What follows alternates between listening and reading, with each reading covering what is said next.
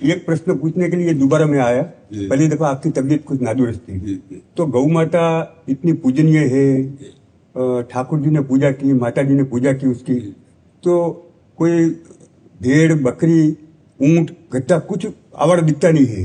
ये गौ माता जहां देखो वहां आवारा घूम रही है। इसका कारण क्या है? कलयुग में लोगों की स्वार्थ बुद्धि विशेष बढ़ गई है।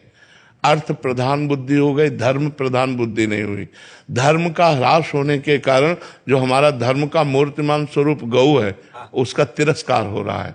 आप संत बड़े बड़े महापुरुषों ने बड़ी बड़ी गौशालाएं खोल करके आदर पूर्वक गौओं की सेवा कर रहे हैं। आज वासना, धन की वासना, भोगों की बढ़ गई, धर्म की हट गई, इसलिए अब घरों में भैंस रखते हैं क्योंकि महंगा दूध जाता है। और गाय कम दूध देती है, पर वो धर्म की स्थापना करती है, वो घर का मंगल करती है, घर के विघ्नों का नाश करती है, ये उनको पता नहीं है।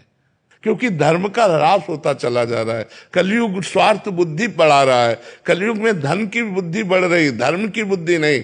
जबकि हमारे पुरुषार्थ में पहले धर्म है, फिर अर्थ है, फिर काम है, फिर मोक्ष है। लेकिन लोग धर्म का त्याग करके अर्थ की प्राप्ति और कामना की पूर्ति में लगे हैं। धर्म और मोक्ष दोनों का त्याग हो गया है, क्योंकि गौ सेवा मोक्ष की भी प्राप्ति का हेतु है। क्योंकि स्वयं भगवान श्री कृष्ण ने परब्रह्म परमात्मा होते हुए भी गौएं चराई, गौओं की सेवा की। गौओं का दुग्ध जो है वो हमारे हविष्यान्न में आता है, यज्ञ की पूर्ति होती है, देवता प्रसन्न होते हैं और सारे विघ्नों का नाश होता है।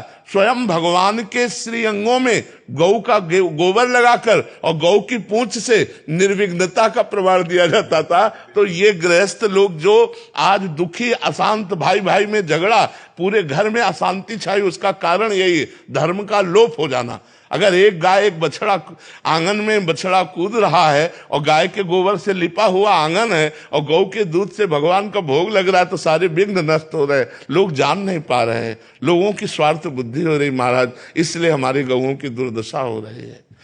तो आशीर्वाद दीजिए कि क्या इसके लिए अभी कि हर बड़े बड़े नगर और गांव में सार्वजनिक गौशाला हो, जिसमें ये जो हमारी गौएं इधर उधर भटक रही हैं, जो गौओं की सेवा नहीं कर पा रहे हैं स्वार्थवशात, वो उस गौशाला में दें। और उस गौशाला में 10-5 लोग मिल करके अर्थव्यवस्था ऐसी करें कि जो बूढ़ी गायें हैं, जो दूध नहीं देती, जो साँड़ हैं, जिनका प्रयोग इस समय नहीं हो रहा है। पहले था कि बैलों से जुताई होती थी, अब ट्रैक्टर की जुताई होती है, इसलिए जो नंदी हैं उनका अपमान हो रहा है, नंदियों को ऐसे छोड़ा जा रहा है। तो उनको सब गौशाला में सुरक्षित रखा जाए, जिससे दूसरों को जो कष्ट हो रहा है, दूसरों को भी कष्ट हो रहा है। गाय ऐसे अन्ना छोड़ दी जा रही हैं जिनको भोजन का कष्ट है, और वो रोष में आकर के लोगों को फिर दंड देती है।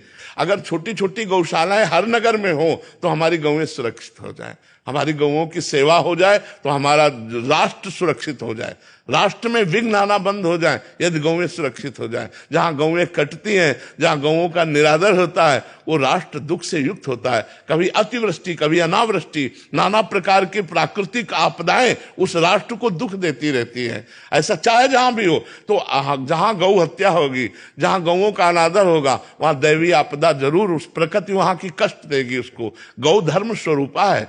जैसे वेद माता गायत्री है, ऐसे धर्म माता गाय है। गाय धर्म स्वरूप है।